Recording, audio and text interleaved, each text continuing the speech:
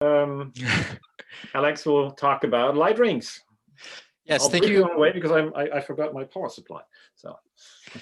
Thank you so much for the invitation to speak at this conference, and thank you to the organizers for putting together a very stimulating and exciting program so far.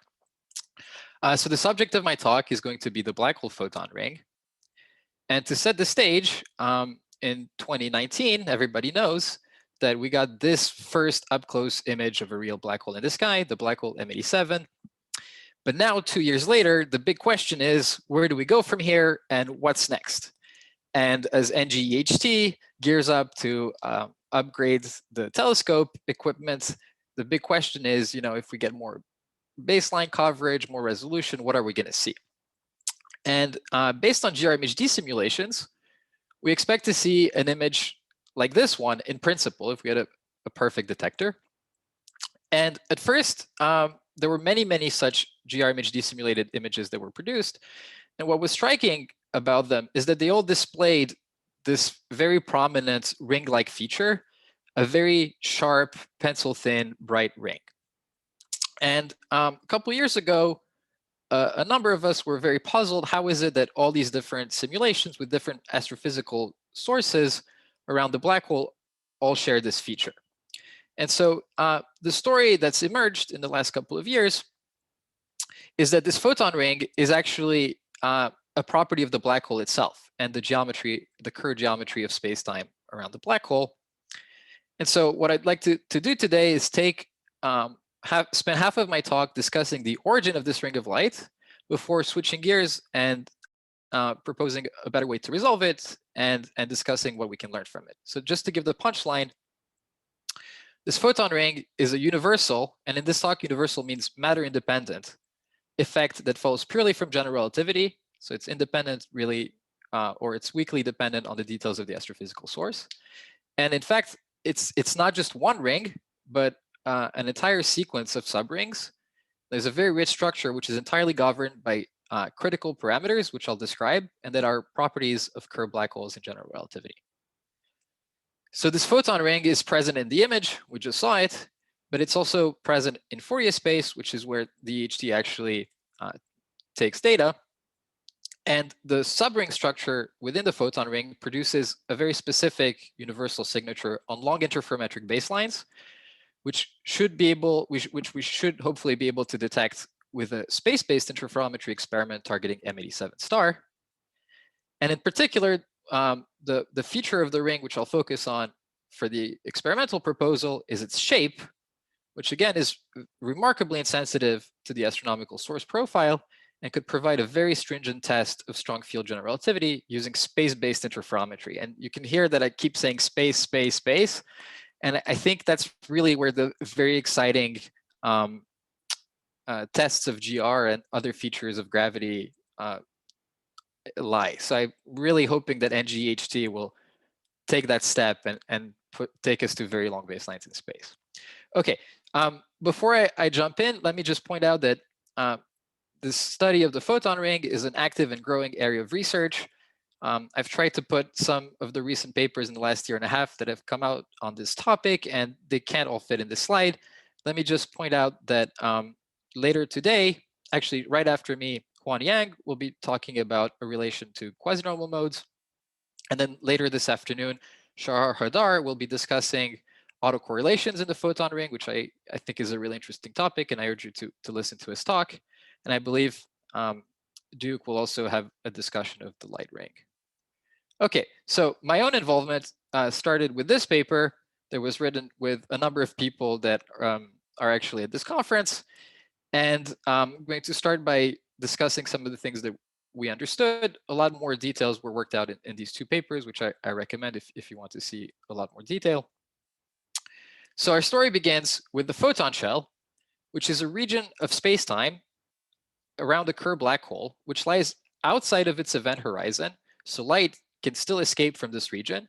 But in this region, gravity is so strong that light rays can be deflected so much that they actually execute full orbits around the black hole, circumnavigating it possibly many times.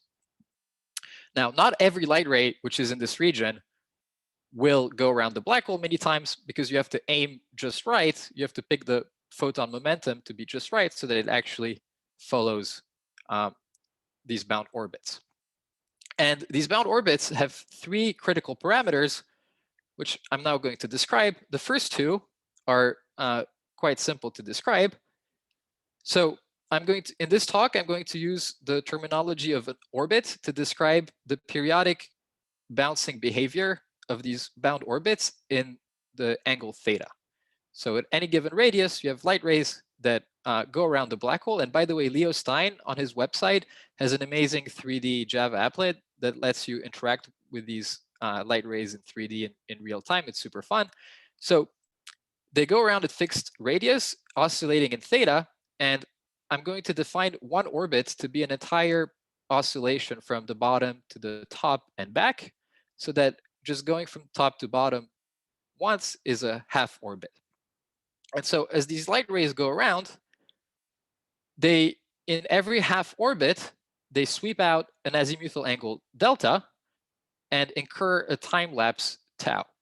So delta and tau are radius-dependent quantities, which depend on the mass of the black hole, its spin, and the radius in the photon shell. And they're fundamental properties of these light rays that are bound at any given radius. So those 2 are pretty simple. The last one is a little bit more complicated, but also more interesting. So suppose that I have a light ray which is exactly bound. So its momentum is tuned just right so that it's deflected and goes around the black hole in principle forever. Now, these orbits are very unstable. So the light ray, if you disturb it just a little bit, will want to either escape to infinity or fall into the black hole. And so if you perturb it just a little bit, what you'll find by studying the geodesic deviation equation is that its radius, its Bohr-Lindquist radius, will exponentially deviate.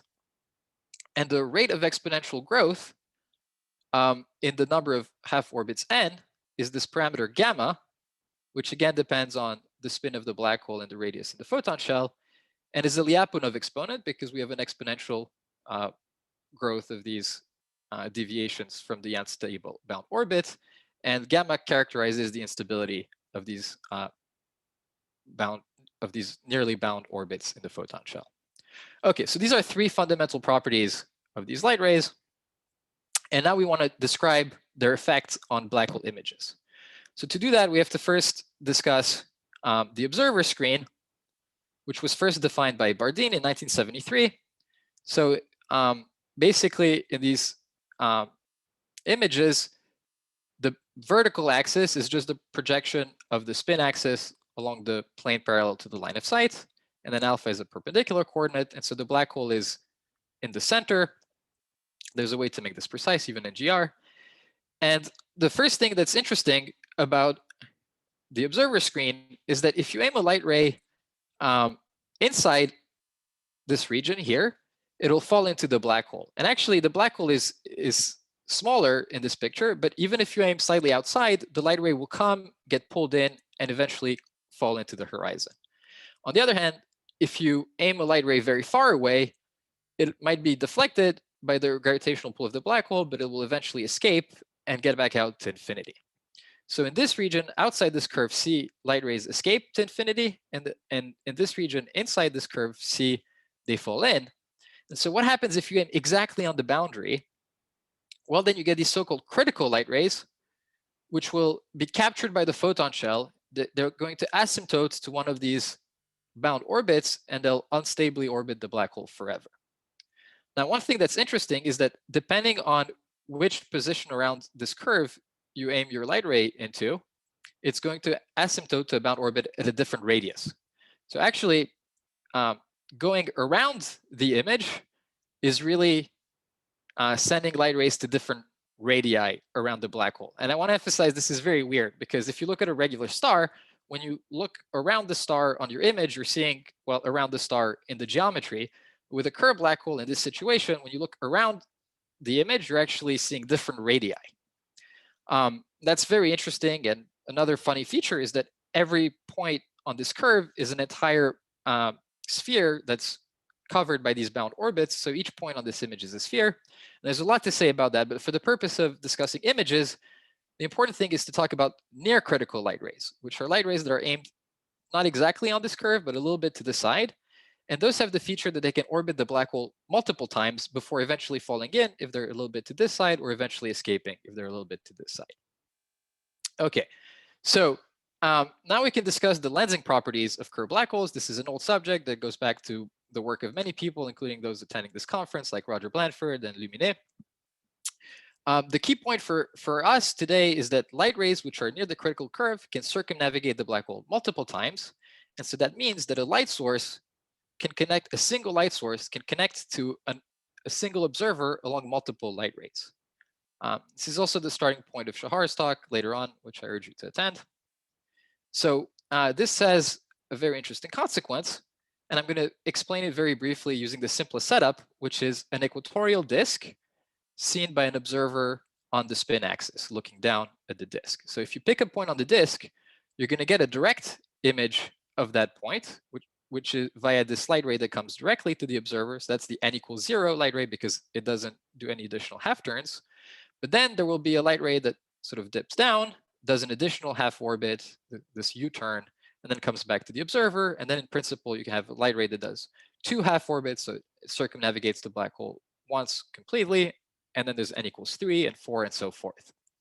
And what you can show is that for strongly lensed images, so n greater than 1, there's a simple relationship that between the successive light rays that give you successive images of a single point source. And that's illustrated with this nice little color wheel. So suppose that the mth image of the disk that you see consists of these 4 different colors. Well, this black curve here is supposed to represent the critical curve on the previous slide. Well, given this mth image, what does the m+1th image look like, consisting of photons that did an additional half turn? Well, it turns out that it's completely described by these 3 parameters that I've introduced, gamma, delta, and tau, in the following way. So first, you have a demagnification. So the color wheel gets squeezed in towards the critical curve by an amount e to the minus gamma. And in general, this is an angle-dependent effect. The second effect is that the color wheel turns.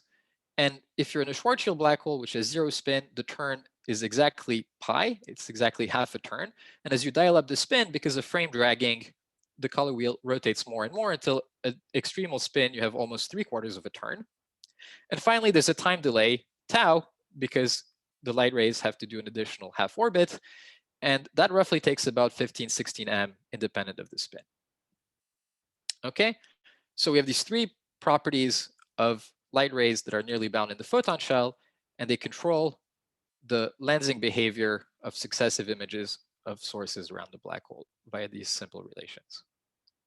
So now we can put all of this together and explain the complicated GRMHD images we were looking at. And to do that, we have to do ray tracing. So how does that work? Well, you take a particular point on your image, a pixel with coordinates alpha, beta, and you want to ask, how bright is it? What is the intensity in that pixel? So what you do is that you shoot the corresponding light ray back into the geometry, evolving it using the null geodesic equation, until eventually you hit the source. And when you do that, you encounter matter.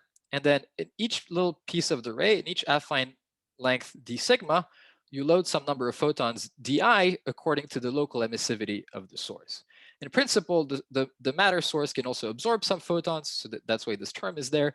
But for the purpose of this talk, I'm going to assume that the region of emission is optically thin, so we essentially have only emission.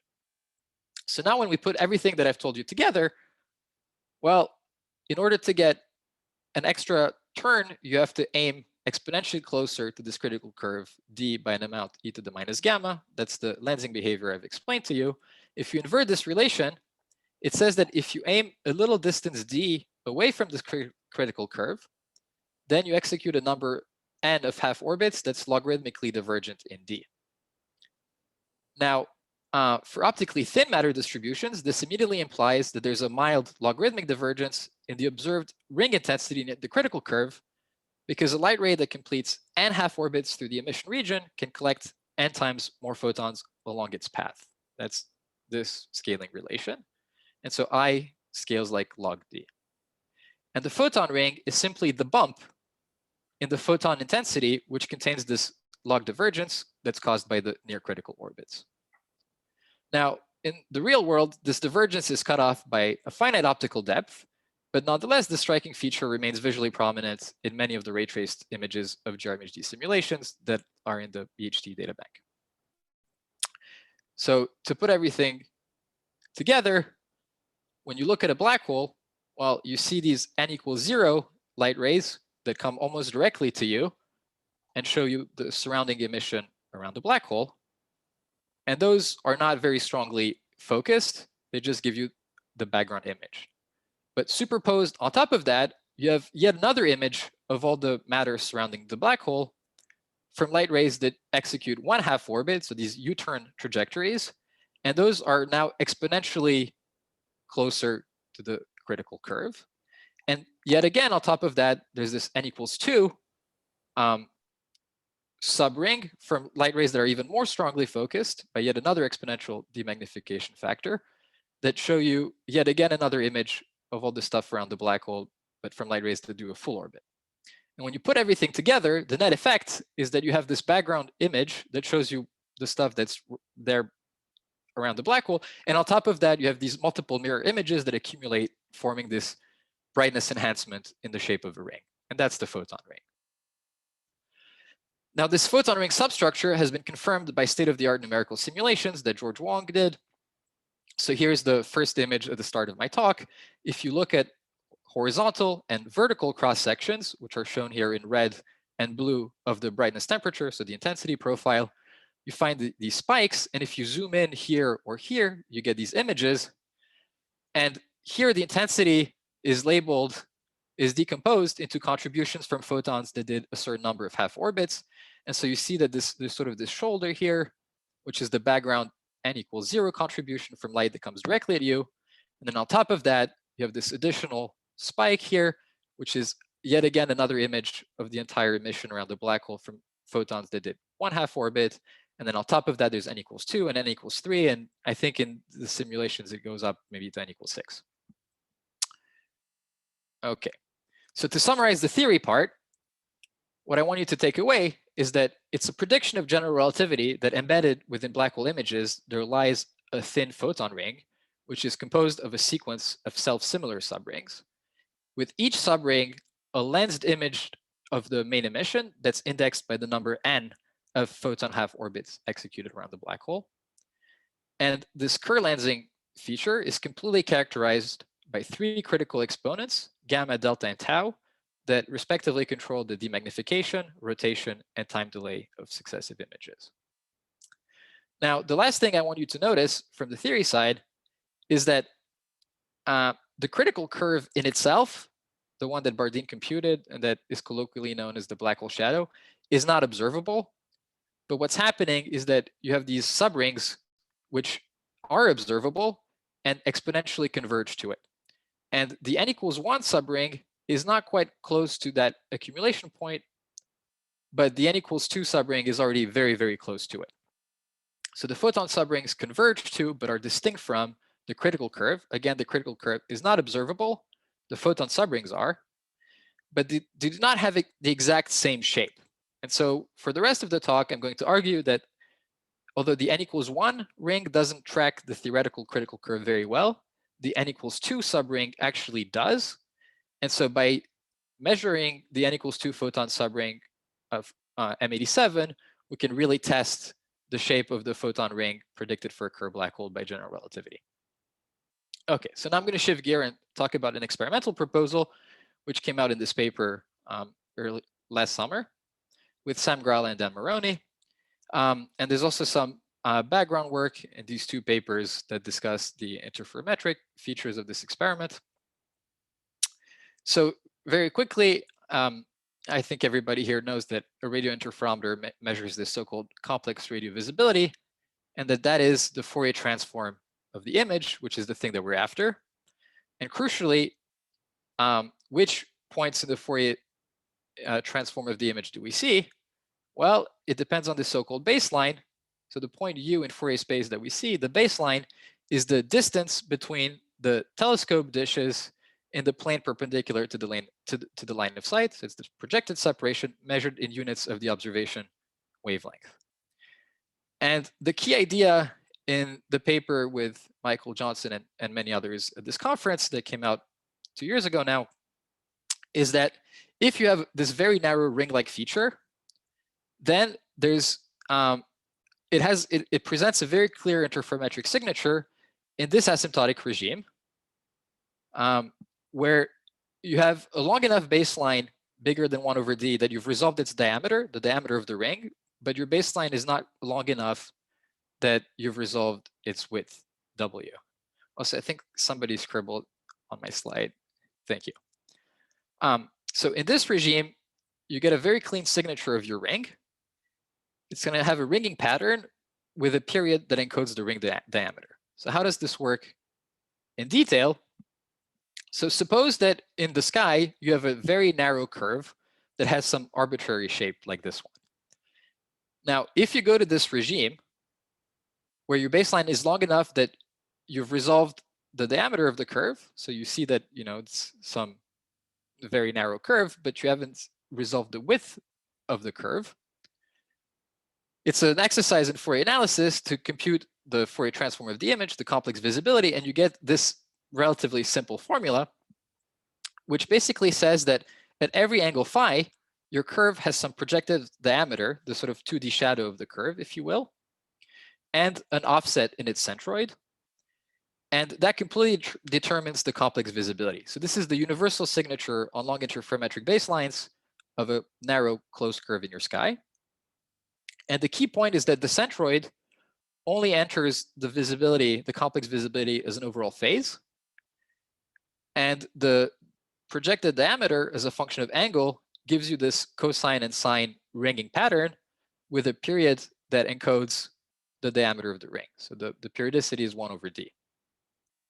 Now, moving on, if we do an experiment, say by going to space with space VLBI, it's very hard to measure visibility phase. It's much easier to measure only visibility amplitude. So that's the low-hanging fruit. Let's focus on that. And if you take the norm of this complex visibility, if you focus just on the visibility amplitude, well, the centroid disappears, and what you find is that your visibility signature depends only on the projective diameter via this simple formula. So notice that once you say that you're only looking at visibility amplitudes and that you see only projective diameters, you don't actually really tell certain shapes apart. So for instance, the circle is a special closed curve. It has constant diameter, d equals twice its radius at every angle, and has no centroid motion. But there exist many curves of constant width that were studied by Euler a very long time ago. The most famous one is the Rouleau triangle, which also has a constant diameter at every angle. So actually, this Rouleau triangle and this circle cast the same shape at every angle in a two-dimensional plane, the same shadow in a two-dimensional plane. But of course, they differ by the motion of their centroid. And the key point is that if you only look at visibility amplitude alone, you can't tell these two things apart. But I'm going to argue that already if you could see the projective diameter of the photon ring, that would already be very interesting. And in principle, the photon ring, like any other shape, you can decompose into a pure diameter piece and a pure centroid motion. And the punchline is going to be that the photon ring, if you look at only its projective diameter, it corresponds to that of an ellipse. So an ellipse is a shape which has this projective diameter as a function of the angle phi in the screen, where R1 and R2 are the two radii of the ellipse, and has no centroid motion. And the point is that the n equals 2 photon ring of M87 should have the same d of phi as an ellipse. Okay, so now how can we test GR by measuring the photon ring shape? Well, there's two things that have to happen. The first one is that we have to be able to test GR in principle. And that is to say that we have to check that this entire story that I've told you really works, and that there's a clean separation between astrophysics and GR, between short and long baselines, and that holds in realistic models. And then the second thing is we have to ask, can we actually test GR in practice? In other words, is it possible to do such a test with realistic precision? And I'm going to argue now, this was the point of that paper from last summer, that the answer to these two questions is likely yes.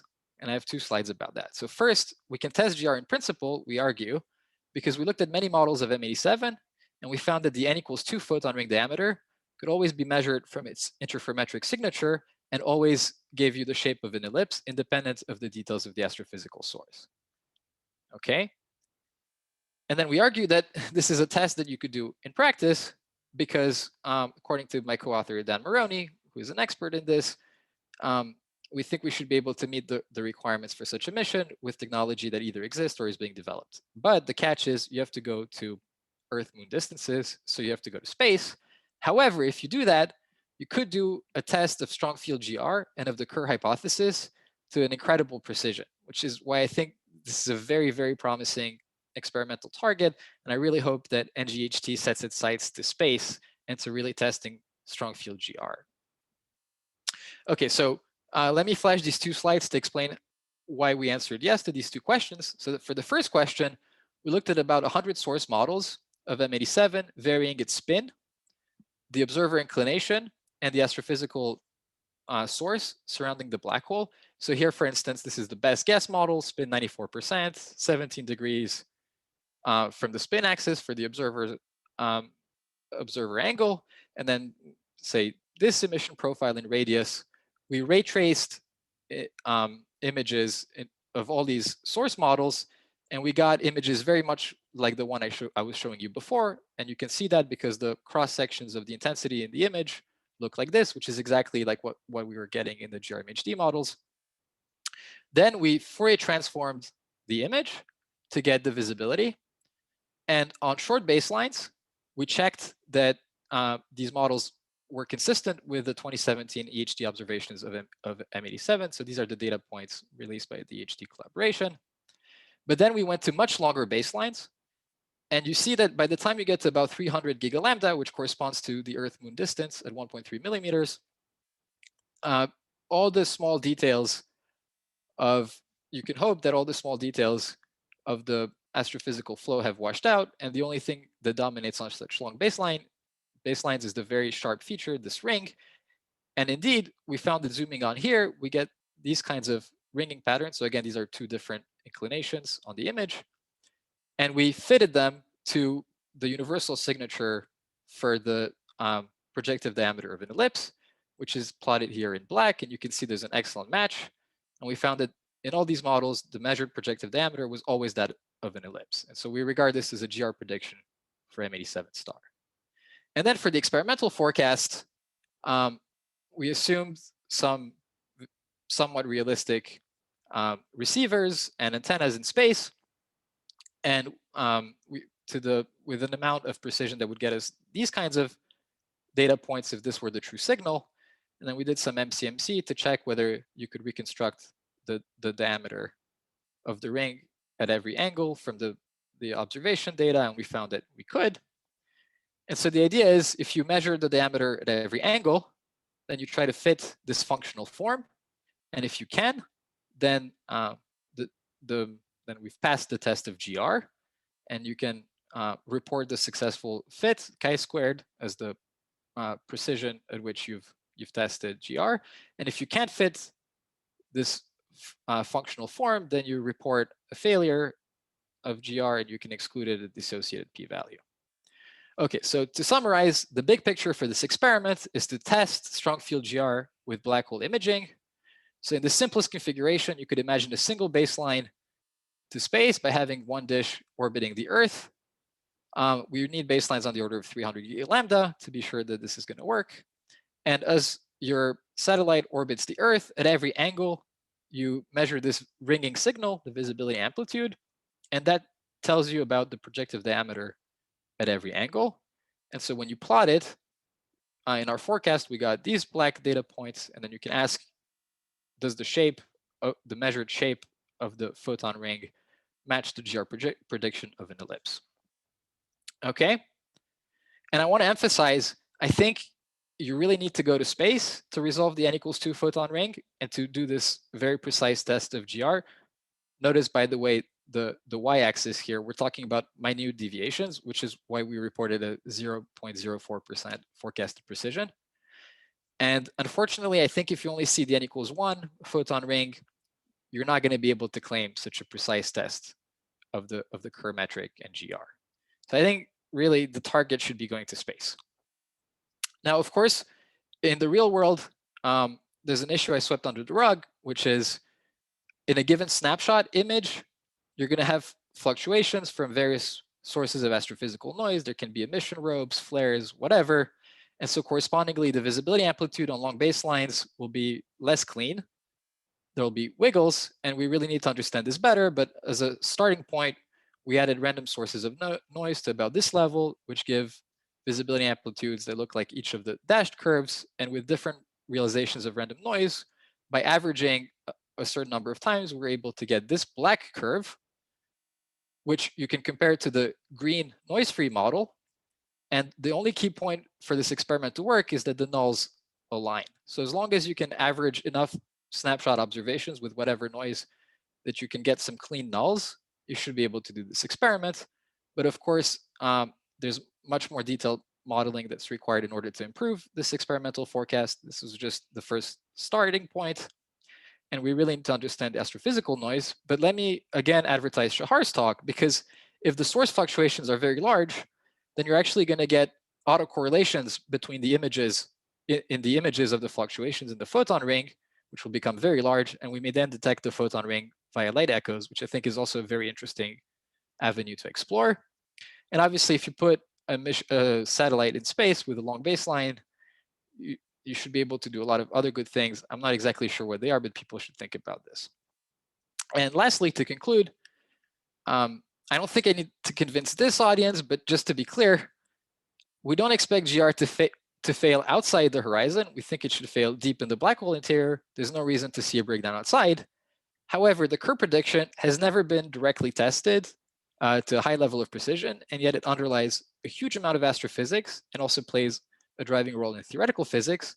So it's good science to directly test important assumptions like the Kerr hypothesis, which impact multiple fields. And importantly, a real test has to have the possibility of changing minds. In other words, it has to be possible for you to be surprised. And this is a great test, because if the ring is not in the shape predicted by GR, then GR is wrong. So if you see a ring and it doesn't have the shape predicted by GR, there's no wiggle room. You can't adjust the astrophysical source and say you're actually seeing something else. There's no escape. So maybe you don't see the ring, but if you do, it has to have that shape. And that's why this is such a strong, sharp test of general relativity. And I think an amazing target for future observations of black holes. And hopefully the ngEHT will go to space and do this. That's my hope. Thank you. Wonderful. Thank you. I see there are lots of questions. Yeah. Who's first? Aditya? Yeah, hi, Alex. That was a great talk. Hi, Aditya. So my question is regarding the parameters that are used to characterize the photon ring. So one of the parameters that you use was the Lyapunov exponent, right? Now, in the characterization of orbits in, for example, gravitational wave binaries, they've been very cautious in using the Lyapunov exponent because it's heavily coordinate dependent. And just to draw a parallel, a large amount of gravitational wave science is basically done with gauge invariant quantities, wherein you say that if something is gauge invariant, it's observable, like the wild scalars and so on and so forth. So should we be worried about coordinate dependent predictions being made with regard to the photon ring, or is that not an issue to be considered? Yeah, so that's not an issue, and you can see that here because this Lyapunov exponent gamma, it parameterizes the exponential rate of deviation in the geodesics with respect to half orbit number, which is a coordinate independent idea. And in images, it's the demagnification factor as a function of angle, which again, you can phrase in a coordinate independent way. So there is no coordinate independence here. You can make everything. A very small follow-up question. How is this n defined, the n factor? There's a precise formula in GR in this paper, lensing by Kerr black holes.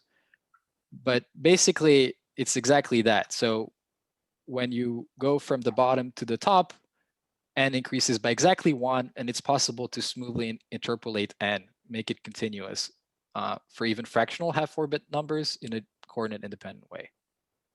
Okay, All Sorry, right, I'll ask further questions. no, I have to interrupt here. I was told by the organizer, and actually I messed up the time myself. Alex already used up all his time during the talk.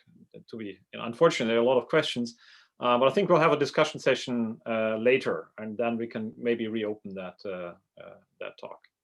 So we have to unfortunately go to the next presentation. Well, not unfortunate. I mean, happily we're going to the next presentation by Huan Yang about black hole shadows, relating them to quasi-normal modes. All right, let me share my screen. Okay, sorry. Okay, so hello everyone. Well, thanks for the organizers for the invitation to speak.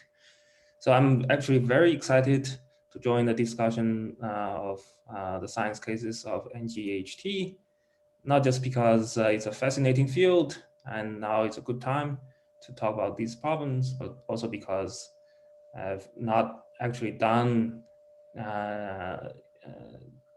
like the EHT directly related work in the past before knowing about this workshop. So it's a new and fun experience for me. And today, I think I'll discuss a possible connection between EHT observable and a gravitational wave observable. I'm actually very happy that Enrico mentioned something about this at the end of his talk. So I'm gonna expand in that direction here. Okay. Okay. So in particular, I'm gonna discuss the relation between the Ringdown measured from binary black hole mergers, the so-called Quasinormal mode, and the black hole critical curve, or sometimes people call it black shadow, measured from radial interferometry. Okay, so to better prepare for the discussion, I'll first review the geometric correspondence between the Quasinormal modes and the spherical photon orbits for rotating black holes that's known in the past. And then I'll explain how to obtain the mapping between the Kerr Quasinormal modes to the black hole shadow. Okay, and at last I'll discuss whether it's possible to test these relations. Okay, so about Quasinormal modes. So in certain sense, black holes are like imperfect cavities.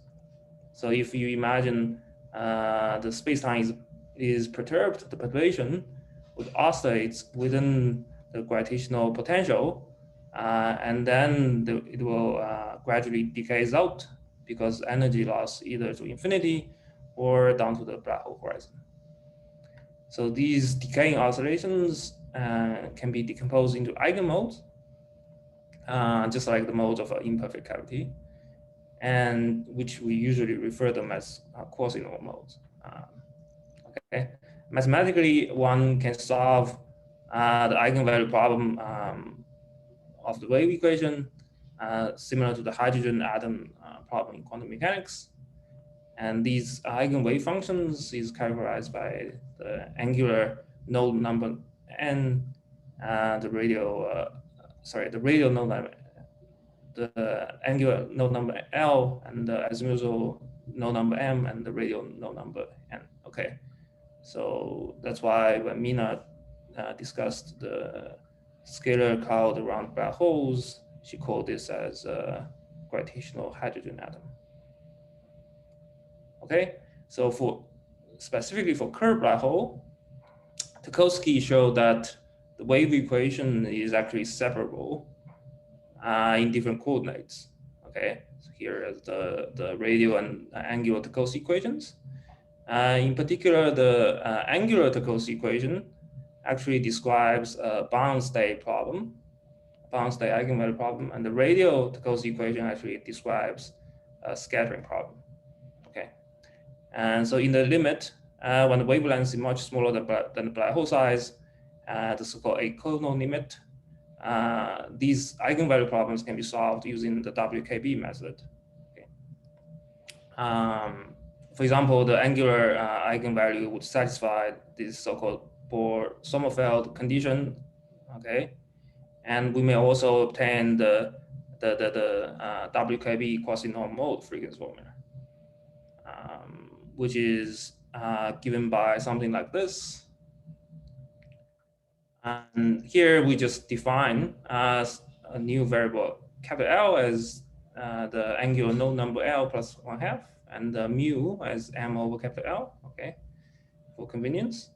In the Eikonal limit, we can see that the real part of the quasi-normal frequency will be this capital L, which is 1 over the wavelength, basically, times the function omega r of mu, okay? The imaginary part of the quasi-normal frequency will be the overtone number plus 1/2 times another function omega I as a function of mu, okay? So if we look at different black hole spins, we notice that for Schwarzschild black hole, the real part omega r is independent of mu. So in other words, the quasi-normal frequency is independent of the azimuthal node number m. And for extremal black hole, the frequency is basically 1/2. Okay, the omega r is 1/2 for the modes with m equal to L. Okay, and for the damping rate, if we go to the extremal limit, we will find a family of quasi-normal mode with 0 damping rates. Okay, they don't decay at all. These family of quasi-normal are called 0 damping modes. So they have very interesting properties, and probably also will have interesting implications for if we observe very fast rotating black holes using ngEHT, but I'm not going to expand the discussion here. Okay. So the WKB formula I discussed is accurate in leading order of 1 over L. The next order correction, the relative error, is actually proportional to 1 over L square. Okay. So these figures just show that the relative error of this formula as normalized by this 1 over L square for different quasi-normal modes and different black hole spins. Okay, these red dots are the mode with L equals 2. Okay, these brown dots are L equals 3, etc. So one thing we can see is that this quasi-normal mode WKB formula is actually quite good, because the accuracy actually improves quickly if L goes up, or if L grows. Okay, the uncertainty is proportional to 1 over L square. So if you are looking at, for example, mode with L greater or equal to 3, you are already getting better than 10% accuracy just by this leading order WKB formula. If you include subleading terms, the accuracy will be even better.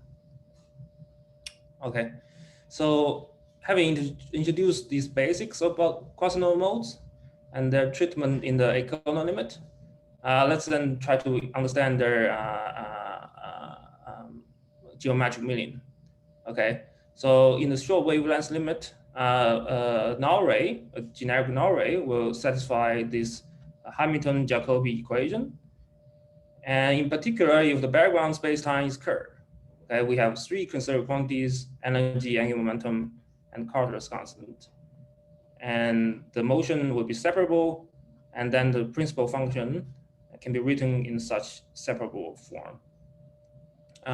In addition,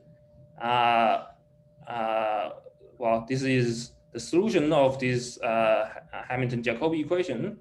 One can show that these solutions of the Hamilton-Jacobi equation actually satisfy the Eikonal-Tokos equation if we make a few identifications. Okay, that's why they are dual to each other. The let's see. Okay. The identification is that the wave function of the null ray is mapped to the wave function in the Tokosky equation. Okay, and the null ray energy should be mapped to the real part of the Quasinormal frequency, and the azimuthal angular momentum should be mapped to the wave number, azimuthal wave number, and the Carter constant plus LZ square should be mapped to the angular eigenvalue of the Tekos equation. Okay. Finally, if we go beyond the leading order, WKB order, we can show that the Lyapunov exponent of the null ray should be mapped to the decay rate of the Quasinormal mode. Okay, so with this mapping, then you can show that the solution of the equation for the null ray will satisfy the Tekos equation. Okay, so these relations actually just build up the correspondence between the Quasinormal mode and the spherical photon rings. So basically in the Eikonal limit, Quasinormal with a given M and L, or more precisely with a given mu, M or L, can be mapped to a particular type of a spherical photon orbit, and vice versa. They have this one-to-one correspondence. And we can further apply this Hamilton-Jacobi method together with the fact that, let's say, the principal function xs is invariant along the propagation of the null ray, and to show that the real part of the Quasinormal frequency is L times the frequency of the motion in theta direction, okay, of the corresponding spherical photon orbit, plus m times the precession frequency of that spherical photon orbit.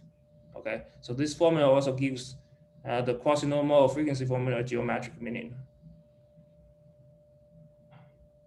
All right, so at this point, we have established the mapping between Kerr Quasinormal modes and spherical photon orbits.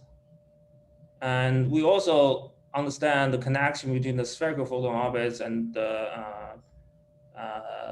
critical curve of black hole shadow, because by definition, any point on this critical curve can correspond to a null ray that can be traced back to the spherical photon orbit. Okay, now with these two individual mappings, we can talk about the direct connection between Quasinormals and black hole shadow. So let's start with a generic spherically symmetric spacetime first, which is easy. Okay, so in this case, we should expect circular photon orbit. As we write down this principal function, it only contains LZ phi and ET term because there is no radial motion and there is no off-plane motion for this photon orbit. So along the propagation, S should be stationary. So LZ delta should be the same as E dot T. Okay. So now, according to the geometric correspondence, the rotation frequency of the null ray should be the same as the real part of the Quasinormal frequency, normalized by L. Okay. On the other hand, it is same as del phi dt, which is E over LZ, which is exactly 1 over the radius of the critical curve. Okay, so this is the first relation relating the Quasinormal mode to the photon, to the shadow size. Okay, the second relation, if we consider the amplitude reduction between the n's and the n+2's image, okay, because I mean the amplitude decays exponentially with time. The delay time is roughly 2 pi over omega, and damping rate is the Lyapunov exponent. So therefore, we have a second relation between the magnification of images and the Quasinormal frequency as well as the damping rate. Okay, so this is easy, but generically, black holes are rotating. So we need to consider Kerr black holes. So in Kerr, if we consider a spherical photon orbit, the principal function has no radial dependence. Okay, so we only have these 3 terms corresponding to the motion in theta, phi, and t. And then we still require the principal function to be stationary. Okay, let's say if we imagine a cycle of motion in theta direction, we can write down these kind of equations. Okay, this is action in the theta direction. Del phi changes, phi changes by this precession angle del phi. If we have a complete cycle in theta. Okay. So now at this point, I'm gonna introduce a new variable L here. I mean, this, which is defined based on the angular action or angular integration. Okay. So L defined this way is motivated actually by the Bohr-Sommerfeld condition in the Quasinormal WKB analysis. It actually has very simple physical meaning. So for Schwarzschild black hole, it is basically the total angular momentum of the null ray, which is square root of Cardoso constant plus LZ square. For Kerr, you can relate this capital L with the conserved quantity by this expansions, which is expansion in the spin, Paolo expansion in the spin of the Kerr black hole. Okay. So with all this, then also with the identification that omega theta is 2 pi over t theta, I think the omega theta is probably, in Alex's talk, he has some similar, he's using some different notations, but this is probably the tau or something that he was talking about. And then the other frequency is a precession frequency, which he identifies as rotation or something, which is this angle divided by t theta. Okay. So anyway, with these identifications, we can derive that basically the L divided by E is 1 over the real part of the Quasinormal frequency for generic rotating black holes. Okay. And this L over E is related to the shadow radius. Here is a approximate formula for that. Okay, it's shadow radius square plus this. Okay, and if you use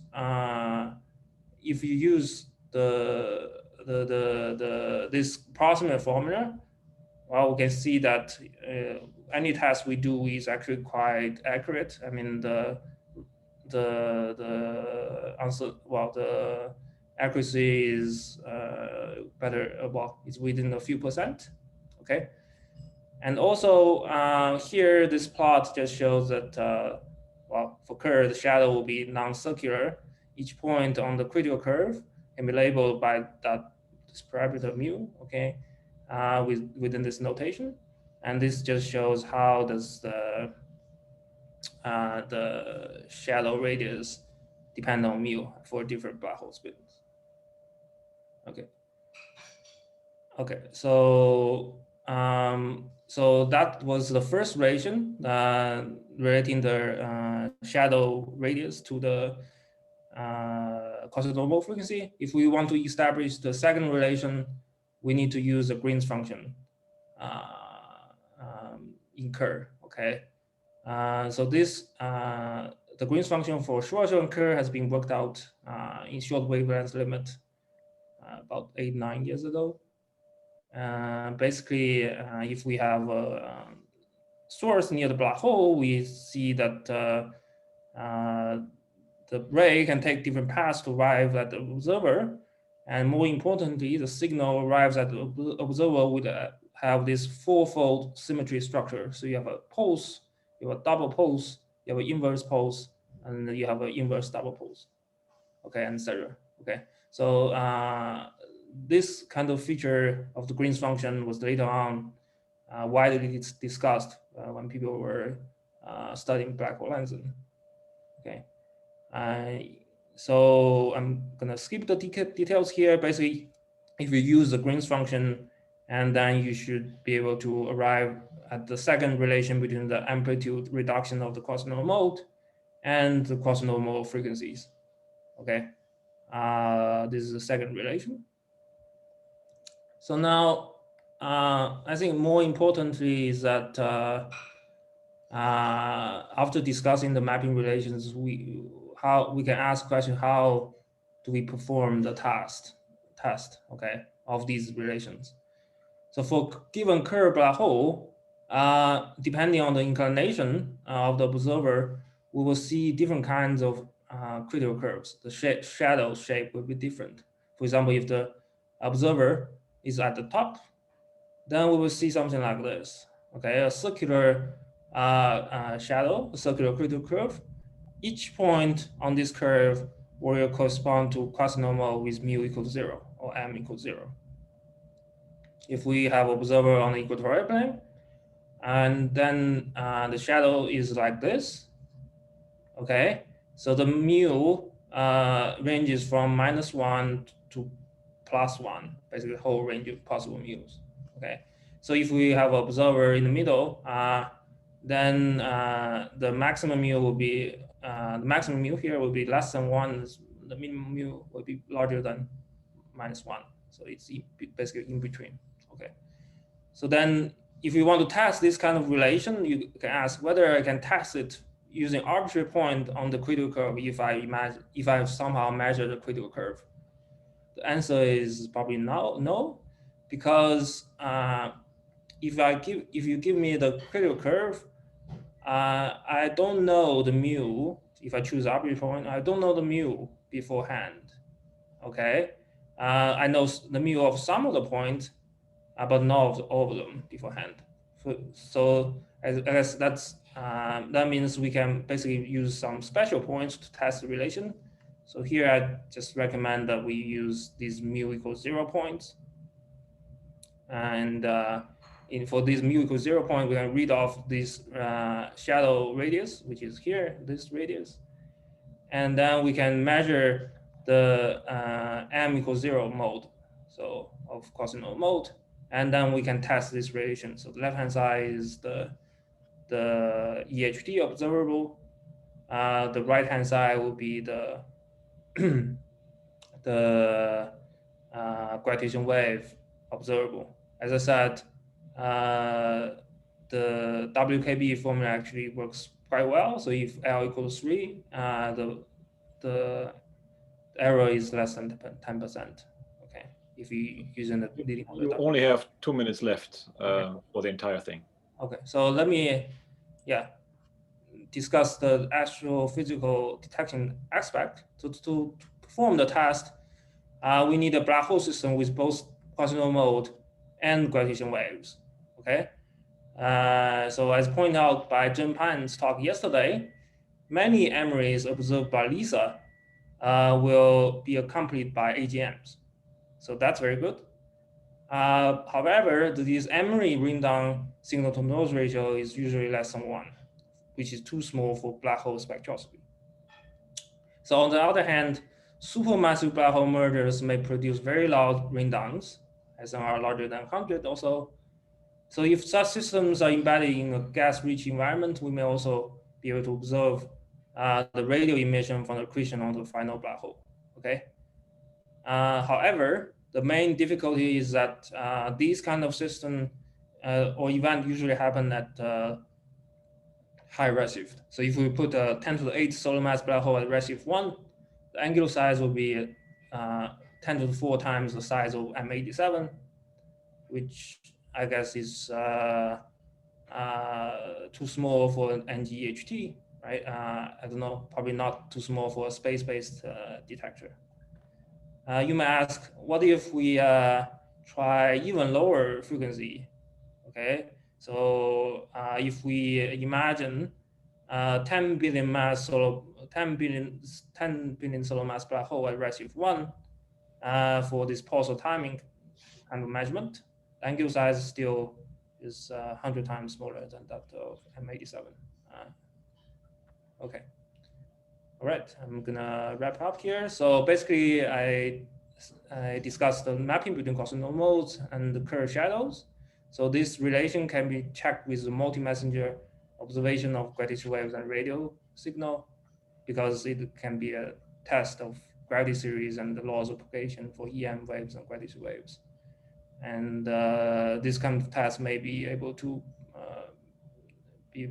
this kind of relation may be able to test it with supermassive black hole mergers. Okay. Finished? Yeah. Thank you very much. Very quick question for Shah. Hi, Juan. Thanks for the talk. I wanted to ask you were talking about the mapping between the photon orbits and the quasi-normal modes. So the quasi-normal modes have an additional quantum number, the Overton number n, right? So the specific mapping, were you referring to some kind of specific combination of quasi-normal modes, like some coherent combination or something? Or, I mean, what do we do with the additional Overton number n? Yeah, so the Overton basically measures the decay rate. So the test I'm proposing is basically just measure the oscillation frequency, the real part of the Quasinormal mode. Yeah. There is a second relation for the mapping related to decay rate, but I think that's not very feasible for us to test it. But here you just measure the real part of the frequency. It's fine. Yeah. Okay. I think, unfortunately, we have to stop here again. And but fortunately, we have a discussion session now. So I think some of the other questions can be asked there. I'll hand over to whoever is chairing this one now. Okay.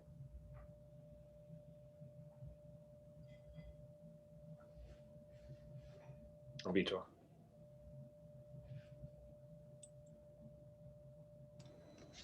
Great. Can you hear me? Yes, we can. Perfect. So I'm Vitor Cardoso. I'm at the University of Lisbon. There's excellent weather right now. It's a great pleasure to be here. A wonderful set of talks. So let me start by thanking the speakers. So when you want to comment or ask a question, please raise your hand or just write something on the chat. But before we start, and before I open the ground to questions and comments and discussion, let me remind you that today we're zooming in on the near horizon region, right? And it seems trivial if you listen to talks like this, but it's really an amazing thing we're doing, right? We're really discussing and testing amazing predictions of GR. The first, and I've drawn a cartoon for our benefit.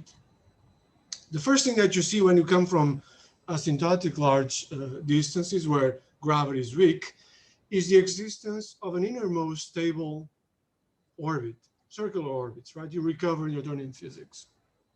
For a black hole of the same mass as Sagittarius A, we're talking about periods of 30 to 5 minutes or so, orbital periods of matter at this innermost orbit. As you move inwards to strong gravity, then there's a second feature, which Alex and Huan and others discussed at length. That's the existence of closed null geodesics. It's really amazing, right? Photons can orbit on closed trajectories. It's amazing. And gravitons, high frequency gravitons, and that's roughly what LIGO measures as well. They are unstable. Alex explained this very well. And therefore, they control the relaxation of black holes as well. And Francisco Duque, later in the afternoon, will tell you how this may have a consequence when you're looking at dynamics at objects being accreted by black holes. And of course, they are tightly connected to the shadows of black holes, to how black holes look like when they are illuminated. For a black hole like Sagittarius A, we're talking about periods of 10 minutes to a few seconds, depending on the black hole spin. As you move further inward, well, at small rotation at least, you find an extra ingredient, and that's the ergo region. And if you place matter inside the ergo region, now anything is forced to co-rotate with the space-time, right? There's no engine in the universe that saves you from that. And that's why we can use the ergo region to extract energy away from spinning black holes. And that gives rise to blunt Fourier processes or these bosonic clouds that Azimina was telling us about. And finally, you move inwards, you find the horizon, and that's the end of the exterior for us. Okay. So I would like to stress that finding evidence for any of these features alone, that's something impressive. Any evidence for any of these features, okay? Very good, and I think with that, I would like to open the ground for discussion. If there's questions, please go ahead. Actually, I need to see the chat.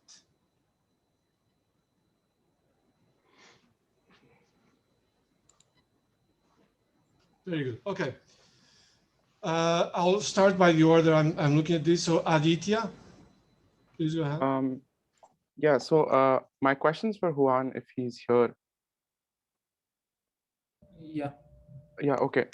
So I'm actually familiar with the paper that you cited with regard to the quasi-normal mode correspondence and the 2012 paper that you worked with collaborators on this correspondence which laid this out. So in that paper, it was mentioned that for the L is equal to 2 modes and for the spin 2 field, which is the gravitational radiation, the error bars obtained were close to 30%. And this was acknowledged by the authors that due to neglecting the spin dependent terms, that was a high error bar you obtained.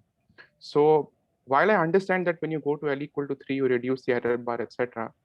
But since considering L equal to 2 is a very crucial mode for LIGO's detection and S equal to 2 is the quasi-normal QNMs that will be detected by LIGO, to what extent can we rely on this current formulation of the correspondence between QNMs and the photon shell?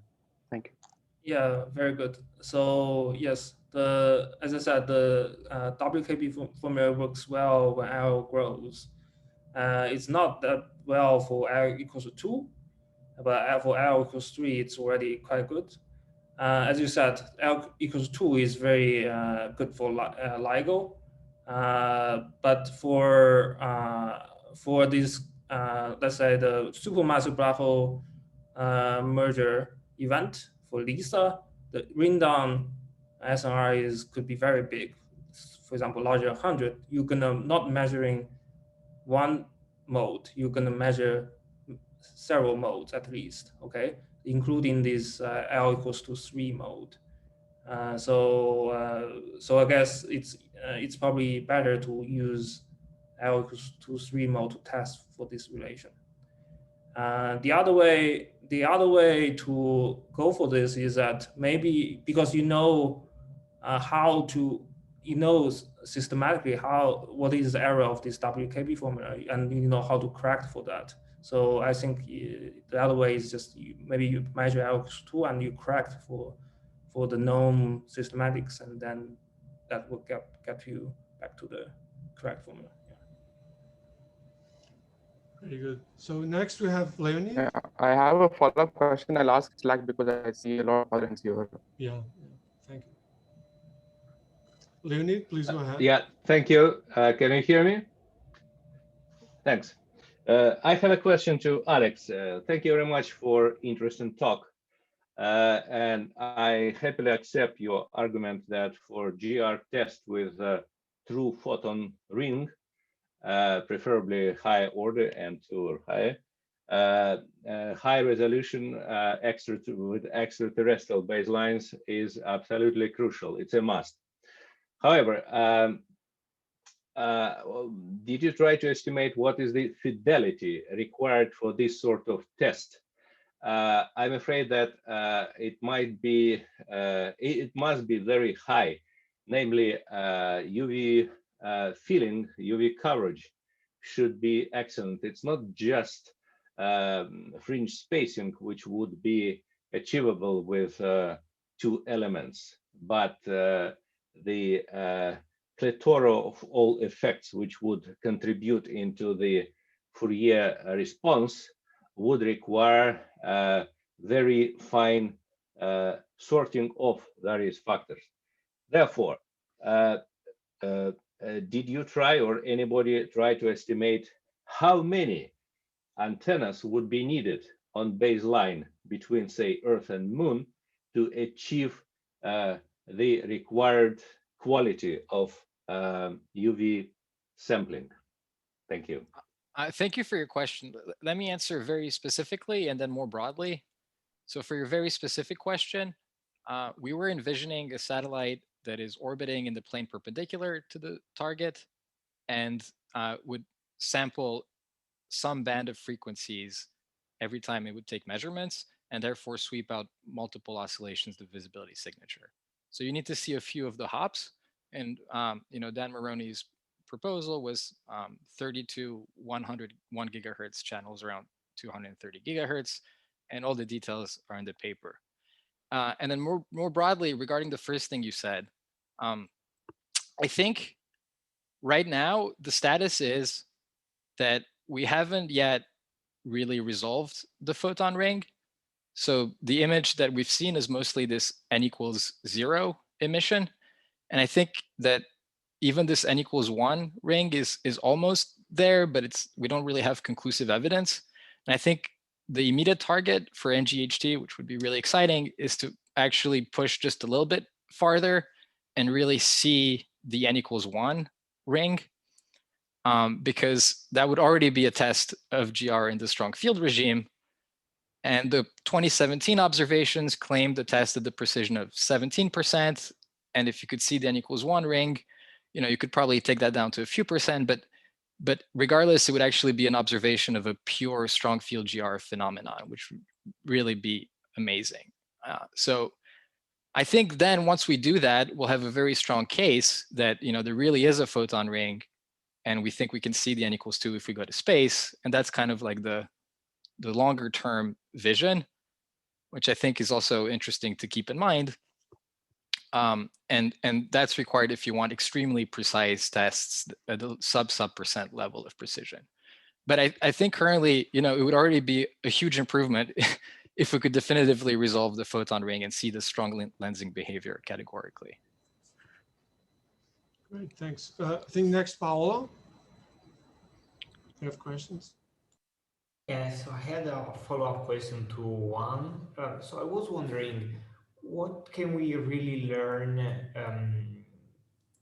from this analogy between geodesics and Quasinormal modes, in the sense that, that you as you mentioned, for the L=2 modes, the analogy is accuracy within 10%, maybe a bit less, which is already the accuracy that LIGO has on the Quasinormal modes. And on the other end, also, as Alex was saying, precision test of the photon ring requires much better accuracy. So what is actually what we learn from an analogy that works, say, within 10% in this context? Yeah, that's a very good question. So one point I can think of is that LIGO is measuring gravitational waves and doing gravity tests using only gravitational waves, and the EHT is doing gravity tests using only radial waves. So this would be a multi-messaging test. So if you, I don't know about specific series, if you have some series that have different propagation laws for gravitational waves or electromagnetic waves, this would be a good test for those kind of series. And regarding the accuracy, yes, the accuracy 10%. I think if you include subleading WKB corrections, you may even be able to improve that. Yeah. Very good. I think we have Andre. Is that a question or a comment? Yes, and just a quick comment on the same line with Leonid was saying. I think the question of contrast, which you get from just visibility measurements on a very small number of baseline, is very important here. As simulations will give you just response from the pure ring structure, but you will get a lot of contamination on the visibilities there, on the amplitudes. So you probably need to consider more denser coverage anyway for any kind of visibility tracking. And on a positive note, if you think about the predictions for this n=1 ring and M87, which is 2 milliseconds in width or so, you only need to get ground ngEHT, ngEHT or HT plus to get a signal to noise ratio of about 500 to 1000, and you'll be able to gain that information without going to space. So that's a stuff that you really need to weigh against each other, because getting a dynamic range of 1000 to 1 on the ground is probably even still cheaper than launching a full-scale space VLBI mission for just one task. So that's lots of measurement. But contamination and the contrast, predicted contrast for that ring structure is an important thing to consider here. Over. Alex, do you want to comment? No. Well, I think seeing, seeing variations in contrast within the ring means that you resolve its width, which is even harder than resolving its diameter. And the problem is that by the time you resolve its width, then the next unresolved subring starts to dominate the signal, or at least that's the expectation. Should I flash a quick? We can do it later, probably. Yeah, we can do it later. So I think it's much harder to see a gradient variation within a subring than just to, that's not in the universal regime. And so by the time you've resolved its width, the signal starts to exponentially decay because you've resolved its features. Good. So actually, let me raise an issue. So it seems like there's a lot of focus on the light ring. I love light rings, okay? But are there any other tests, precision tests, for example, that we can do with observatories like the EHT that, for example, what evidence can we find of innermost stable orbits? What evidence, is there a way to find evidence for ergo regions? Or what kind of constraints can we set on the central object? What type of limits on luminosity from the central object? This goes more in line with Paolo's talk. Is there anything that the Event Horizon is going to do that's outstanding on this? Are there thoughts out there on these issues? Jeff, maybe you want to add? I can weigh in just with my thoughts on this. I think that one of the things that we would like to do with the ngEHT, and then we'll have the fidelity to do, is to track matter orbits around the black hole. So you're right, we do focus on the ring, and that's the bending of light. And there are certain geodesics followed there. But once you start looking at the orbit of matter, then you're exquisitely sensitive to spin of the black hole in a way that you're not with the photon ring. So the dynamic range of the ISCO orbits is a factor of 10 from prograde to retrograde around the black hole. So there you cleave the spin degeneracy. You're really able to get a hold of that when you're looking at the metric. And there's work by Paul Tita and others that look at hotspots and inhomogeneities in the accretion flow. And if you can track those, and you can do that as Andre said, with better fidelity and building out the ground array, then you can hope to do some space-time tomography around the black hole, looking at orbits as a function of radius and truly map out the space-time. So I think that's one of the areas of great promise. Great, thanks. If I Avery? Yeah. So on that, these are all pieces of a whole. I mean, we talk about rings, and there may be an unfortunate proliferation and modification of vocabulary. These light rings are really just higher order images. We talk about the n=1 light ring. That's just the secondary image. The n=2 is the tertiary onward, and we're going to see these in many different manifestations and contexts. And so Shep just mentioned orbiting features within the accretion flow. We could imagine, instead of reconstructing images, reconstructing the emission region. I know a number of people have thought about that, including Daniel Palumbo. And when you do that, you also have to reconstruct the lensed consequences of those, so the primary image of those. And the relation between those offers time delays. which is an additional measurable to just measuring sizes and shapes of essentially caustic surfaces, which is what we're going after with shapes of the rings. And so these are also strong gravity observables. And I just mentioned in passing that, you know, Andre brought up a very good point that if you have high SNR, you can dig a lot of these things out of the data.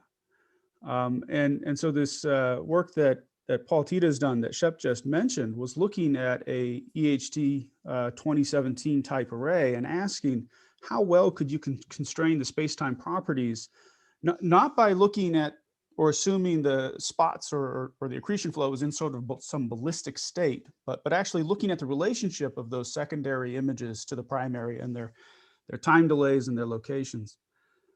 And was able to find exquisite constraints on the underlying space-time. Now, whether or not those are realized in practice is going to depend upon how applicable the models that Paul was making use of were.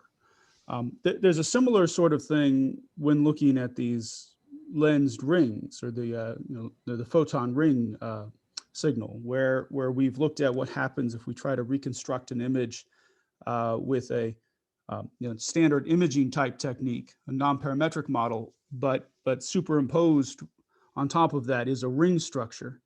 And we, there's a paper people can look at where we tried this with GRMHD simulations, and even the 2017 data should permit us to pull off that n=1 photon ring already. You could imagine what would be possible then with ngEHT. We might be able to pull off ring shapes, or see a preponderance of flux on one side of the ring and relate that to where is most of the flux in the diffuse emission, and all of these kinds of consistency tests that you'd like to do once you've said these are lensing experiments. Yeah, very good. Yeah. Andrew, I think Andrew has a question as well, or a comment. Yes, really a comment.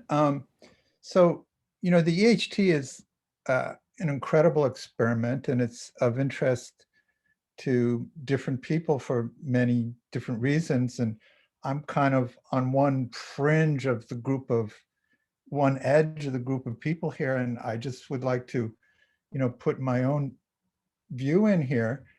And that is that, I speaking as a general relativist, and, I would like to learn more about geometry. And I think that leads us directly to this, or so far has led most directly to this discussion of the rings. And so far what we saw, I mean, this has been said before, but other things have also been said, so I'm weighing in here. What we've really seen is the n=0 ring, and that's not the black hole, that's the stuff orbiting around the black hole. And we saw that the direct image. Now, we should see the n=1 ring. We're on the edge of seeing that. It's fantastic that we might be able to see it without going into space. You can't see n=2 without seeing n=1, and definitely the ngEHT, should aspire to see that. But the n=1 ring has the property that the n=0 ring, of course, involves a lot of astrophysics and stuff that we don't know what it is, and there's a lot of free parameters in there. The n=1, we're still not going to learn that much GR because it's just going to be reflecting a part of the n=0 image. It's going to be a mirror which gives a reflection of the n=0 image. By the time you get to n=2, the n=2 is almost wholly a reflection of the n=1. So at n=2, we are really seeing signatures of strong field GR in black holes of a type which I never imagined would be possible, it's such a short time span. So I am really excited about seeing the higher things. That seems to require longer baselines going into space. And I would hope that, to me, that's the most exciting thing. And I would hope that that is really a central mission of the ngEHT, and that we don't get I'm sure some people on the screen are disagreeing with me, but that we don't get sidetracked into a lot of delay that more exciting mission by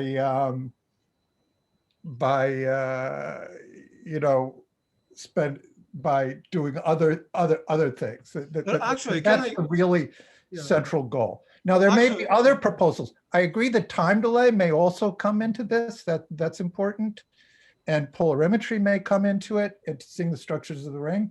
But that's the cleanest thing that I know. Maybe somebody else will come up with a really clean GR proposal. Okay, go. Actually, before I move on to the next, to the list. So there is strong evidence for light rings from LIGO measurements, gravitational. If these are clean measurements, they are fully consistent with GR. So I would argue there's already strong, systematically free evidence for light rings. But LIGO is a very different thing. LIGO doesn't resolve it. It's no, but let me add. Andrew, let me. So I have a. LIGO saw black holes like they saw the weak interactions in the 60s. That's fine. Nobody believed in the Higgs until we had an accelerator that could focus in on that energy. No, that's fine. I'm not. And that's what CHT has done. Yeah. I love light rings, huh? I love LIGO. I love light rings. We don't have to decide. Choose between them. No, but my question is the following: are you convinced, or are we convinced, that even with all the astrophysical uncertainties, we can make good precision measurements of the light ring and therefore good tests of GR? Are we convinced of this? We're way more convinced. We are way more convinced of the plausibility of that, of seeing physics beyond the standard model at the LHC. It's a far more plausible proposition. That was the original goal of the LHC, to see supersymmetry, to see the Technicolor walking around. That was a $50 billion experiment. To see the second light ring for several $100 million is the biggest bargain of the century. Very good. Very good. We're not guaranteed to see it, of course not. It's science, but there's some papers about how we might see it, and nobody said what's wrong with them. Andy, can I ask a question here about that? What do you mean by C? We raised this question earlier. Does C mean pull out of the data, or does C mean make an image that resolves, like some of these simulated images we make that resolves the multiple ring structure? Well, that's not a question that we're going to answer. That's a very complicated. You